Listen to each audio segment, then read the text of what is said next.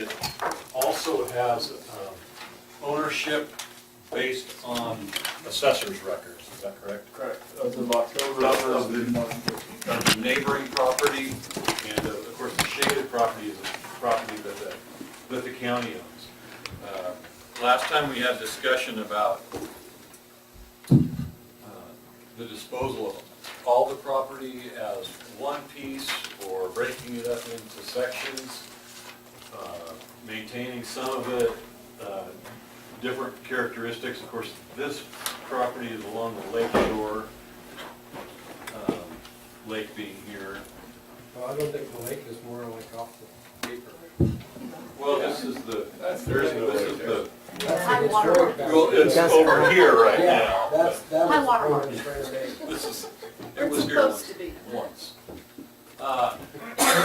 There's a couple other maps in your packet. I believe one of them shows the lease property, which is here and out to there, the long-term lease. The point I think of today's discussion is to narrow down the focus of the RFP in terms of whether we want to offer it all as one piece, whether we want to break it up into multiple pieces and allow people to bid on one or more. If we want to reserve some of it for future development for the county, or not do any of the above. So that's why we presented the graphic. The ownership may dictate a little bit of how we go forward. This is all federal government, all the way down here, all the way around to here is all federal.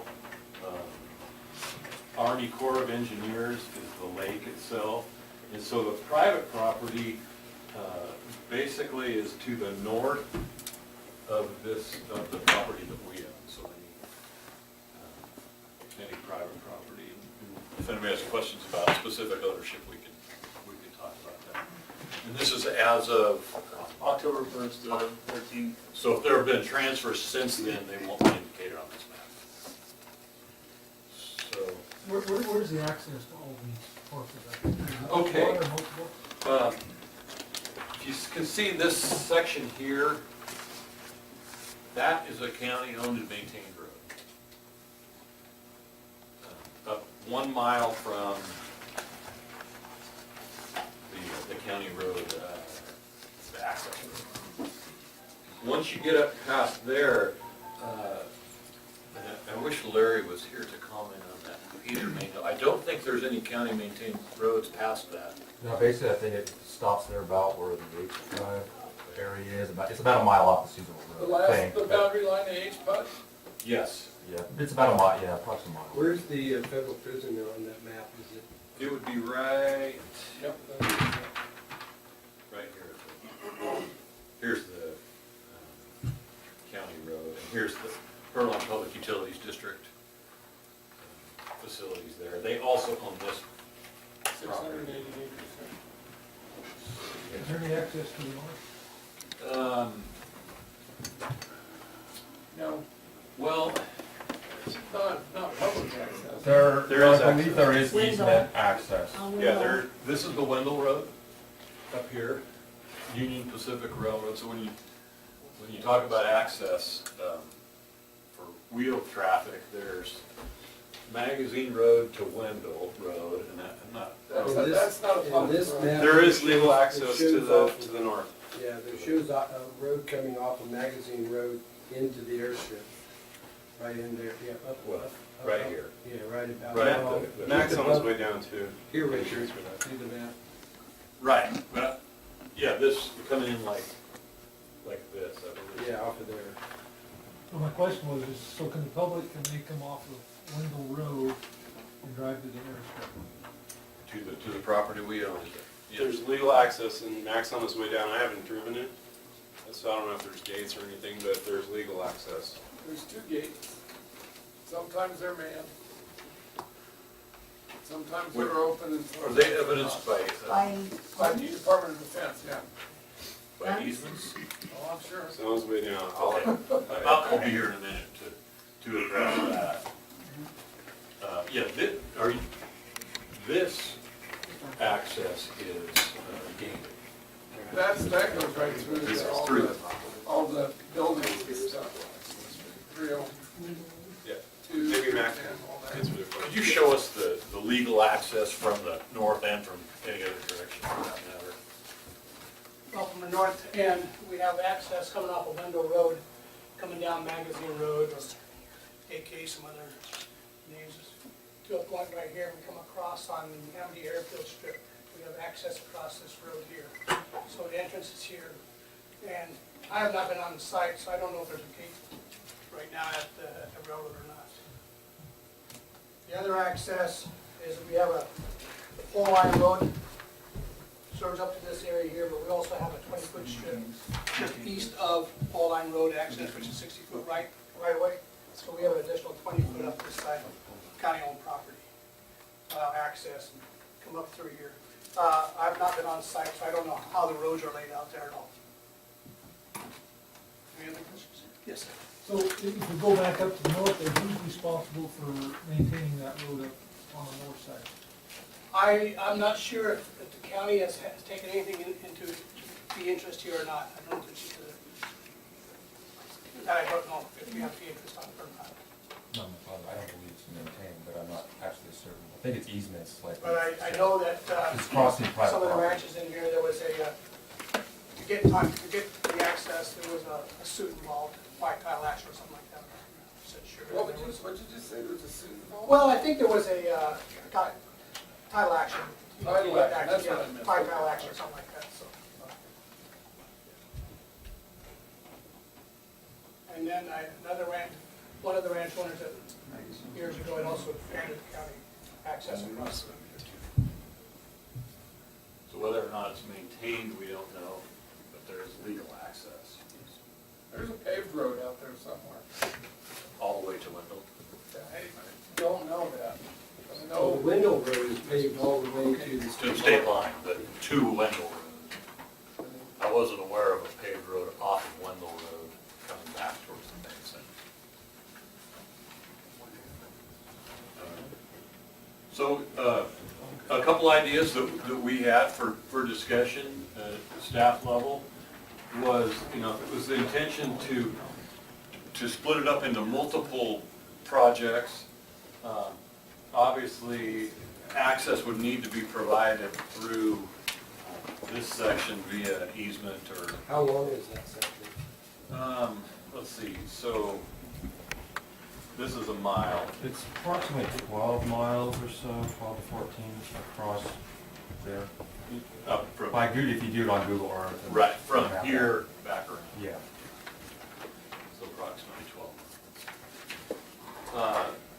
So if the property's offered to all as one, then access isn't really an issue because whoever owns it would be able to, grant themselves access over this property. what about like HPUD and all those people along that access road? That is the county maintained road, so there Yeah. wouldn't be an access issue with the present landowners if we sold the rest of that. Correct. Okay. So if we do split it up, then we would want to make sure that each resulting property has deeded access from, I think, this point. Despite the fact that there's access through here, because that, I think, adds 40 miles maybe, depending on which direction you're coming from, to get around. Significant distance. So, Unless you take Kermit Lake Road, there's gravel on the other side of Nevada, but you can drive to Reno the back way. Right. We've had to do that a few times when fires and whatever, that 395 shut down. Flood. But it's not that bad of a road, I mean, surprisingly. Right. So that's what we have. You've got a couple of other maps in your packet. And maybe once we get through that, we can discuss timeframes for disposition of the property. We did check with the title company regarding getting a preliminary title report, and they've indicated a couple of things. They would break it into at least 5 or 6 properties, charge roughly $500 per to do the title work, and how long did they say it would take to do? Possibly up to between 2 and 3 months. How many? 2 to 3 months. How come they have to break it into 5 properties? Why can't they just do one Uh, title report and charges $500? Well, they're a private You let the business. new owners do that. Yeah. Richard, I had a question. Sure. So the map where it says draft graphic with the APN numbers, so these are all the Existing assessor problem. but there's no, right now, there's no prescribed, or no deeded right of way or anything. Yeah, prescriptive rights, maybe. Perhaps prescriptive, but not that we're aware of. All right, do you have anything other to add? Other than, we did, there is a zoning map. There's 2 zonings on the property, one open space. If I can point it out here, roughly from here down is zoned open space. What's that mean? Means open space, you know, you can, I think some public facilities are allowed, a road would be allowed, but basically, it's a do not disturb type of site. Which is consistent with the ordinance issues and that kind of stuff, which is presumably why that was done that way. And who did that? I'd have to go back and look at when it was done, but it's been that way since I've been here, so it's Did the probably, county do that? yeah. they could. Okay. So and that goes something like this, basically everything along the lake, something like that, down here, like that, the open space. Okay. The remainder is zoned heavy industrial M2. So everything from here over So everything around the runway is heavy industrial. Maybe we could entice that guy to come back that was here in the 80s when the lake was really dry during that drought. He wanted to subdivide out there into the lake area, which would be like where that open space is. And he had all kinds of development plans and stuff, figuring that if he didn't get the houses built before the water came back, then it would be the government's job to keep the water out of the houses. He was serious. Richard, on the back page, you also have urban reserve as well as open space. Yes. General plan And that's general plan designation as opposed to zoning. And so what would urban reserve be? Is that where you would put houses or? Presumably, It's a placeholder, contemplating maybe in the future different stuff. It's not really, if you change the zoning, you would probably change the general plan. That's more like a placeholder. You do it in kind of in areas like between the city and up in the hospital, we had some urban reserve. It just contemplates growth in the future. so roughly from here down to here would be urban reserve.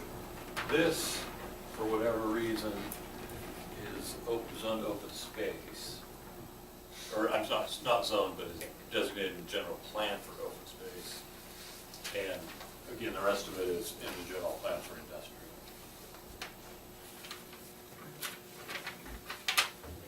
Okay, we'll finish up with questions of the board, and then we'll go for questions from the public to staff. So is there On the open space, Richard, if this does sell, you know, there's quite a bit of land there. And is it gonna be able to be farmed? Or with the base being there, is it not gonna be able to be farmed with possible The- munitions and stuff? The property that's got the general land use description of open space, is that what you're asking? Yeah, I mean, can somebody go in there and level that and sprinkle it and grow a crop there if they want? I don't think it would be prohibited by the zoning. Open space, no, would be, the zoning would be it, but it is restricted that you can't do anything more than a foot down in the ground by, Department of Toxic Substances. you have to have Department. in order to do anything to disturb the ground, you have to go through the Department of toxic substances to create a plan, and it's approved by them. So, but, you know, if you wanted to grow alfalfa in an open space area, that'd be okay. It's just that this parcel would have other parameters that would stop you from doing that. So would that make it tough to put a new road in there? Yeah, you'd have to have a plan, have to go through the state. And we're never gonna divorce ourselves of involvement either. The plan talks about us playing a role. Oh, I know, I'm Perpetuity. very aware of that. I don't think you could farm it, Aaron. Sand I don't think that ground would grow anything but salt grass. Well, you want your hired hand being the one plowing the land. It's not that bad. Bob's got a cow. Any more questions? Okay, if not, any questions of the public? Colleen, Spencer? The original deal with the Army was for 4,788 acres. If you subtract the land you sold in Furlong, that, and I checked this out with me also, Well, you have 540 acres approximately for the airstrip. If you take out the airstrip, it's 540 acres. And then the rest of the land is 3,808, and that's, I'm not gonna hold you to that, no. okay. We got the calculator out, acres, and, I mean, realistically, the land has no value, to sell, but the industrial, land around the airstrip has value only because you will have access to anybody that controls the airstrip. So that has significant value just simply because of access. And if anybody came in, a large corporation like FedEx or UPS and wanting the airstrip, that one parcel becomes very valuable. And if anybody's looking at this, they wouldn't be looking at that little skinny strip. They'd be looking at the control of the land around the airstrip, and that's where the value is. Right now, even if there was some deal worked out with the county and UPS, it seems like that's way down the road, and maybe a pipe dream, but they would want the package. They would want the control of the access to that strip and also the strip. So you got a real dilemma on your hands, because if it's not marketed right, anybody that buys that industrial land around the airstrip, it's really it's just An island. It's an island, thank you. It's just, so, it's worthless right now to anybody, but if you've got deals in the works and you got somebody to come in and develop the airstrip, then the land around, whoever buys it now for $1, which I'm assuming it's gonna be just like Furlong, you're just gonna give it away to somebody that's farsighted, that maybe can put a deal together. Heck, I would pay $1 for that, and then put something else together. But that's the value of this RFP. People aren't stupid. They're gonna look and they're gonna know, especially people that live here are gonna know there's no roads, there's no building, there's just the value of a maybe on that island. Okay, thank you. Thanks for Could I ask, Yeah. Iona McCain here? I was thinking about the quality of that road that goes out there to the Amity Airport. What kind of standard when you start putting heavy traffic on it. And if you have hazardous sides on open space or whatever we're going to call it, designation of land over there, that's going to be a big issue.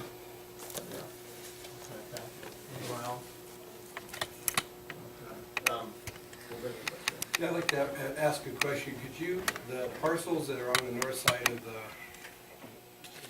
airport area, the private parcels, can you just kind of identify who, I mean, I can't see, I can see writing on it, but I can't read what they say, so could you kind of give who the major players are up there? These two here, and again, this data is as of October. Margaret Humphrey Revocable Trust, these two parcels here. Where are those? I'm sorry, this I'm one sorry? and this one. Okay.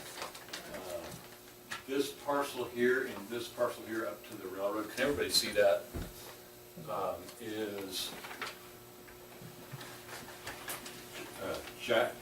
Jagjit Singh Yes. and Kang, if I'm pronouncing that correctly. Right.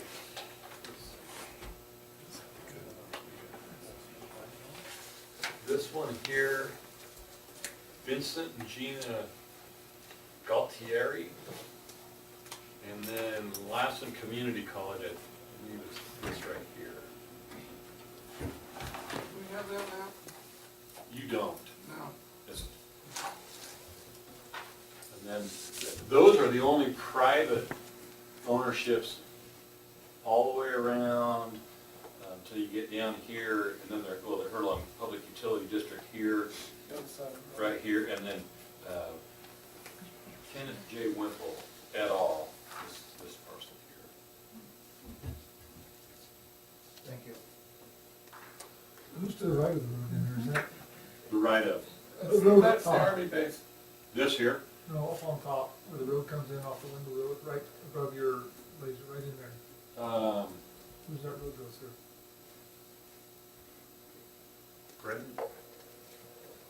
Nick Gregory Brensharock, if I'm pronouncing that correctly. And then who's above that?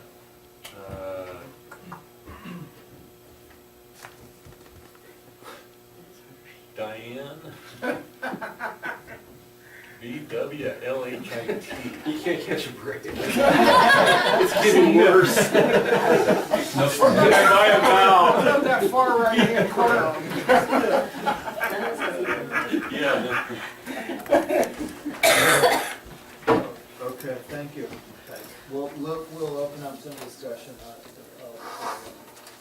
I'll chime in on it. My preference would be to, we offer it for sale as, one piece. It's broke up into different APMs.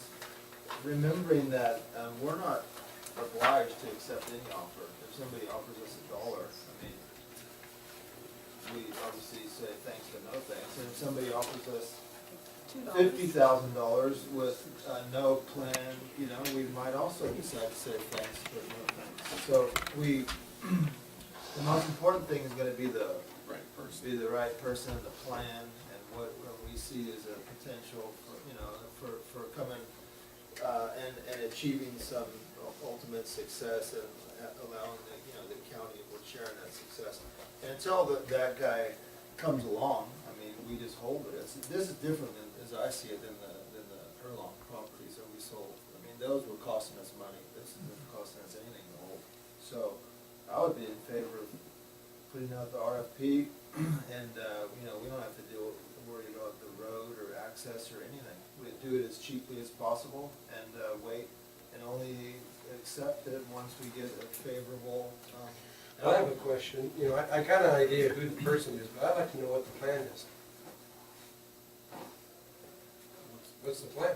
I mean, we keep talking about people and plans. I kind of have an idea, my suspicion as to who the person is, but I'd be curious before we get too far along to kind of get an idea of what the plan is, because maybe the plan that person has may not be something that we're all that keen about, where there may be someone else out there who's got a plan that would be even better, and I think rather than just, unload it like it's a piece of garbage or something on the first person that comes along, and, maybe let's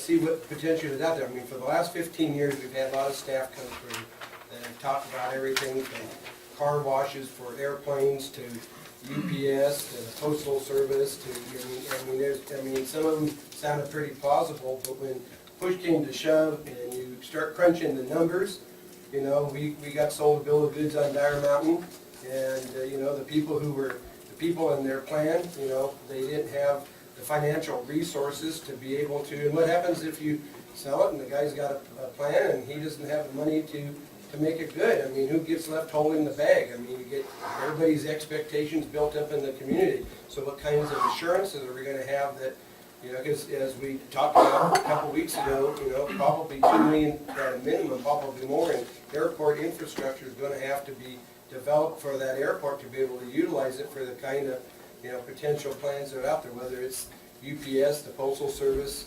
FedEx, you know, airplane washes, you name it.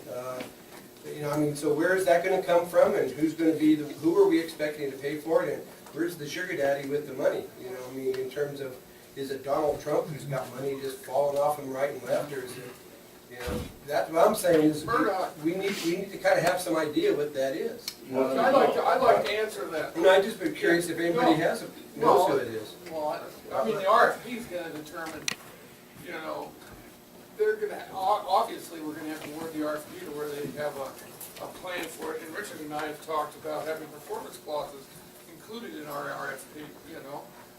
And until we get actual potential purchasers, we don't know. But I think it's time that, I think we've failed miserably at being a steward, or a property management company. And it's time to be a tax collector, not a property management company. Maury, did you want to weigh in on something? I did, and I'm sorry to kind of backtrack. If I could use your point. It's occurring to Malcolm and I that, we never kind of finalized the title search or issue, the title report, and I really encourage the board to do that. If it's $3,000, that's what it is. I think we're going to have to do it one way or another, so we might as well get that done. But this is a fancy one.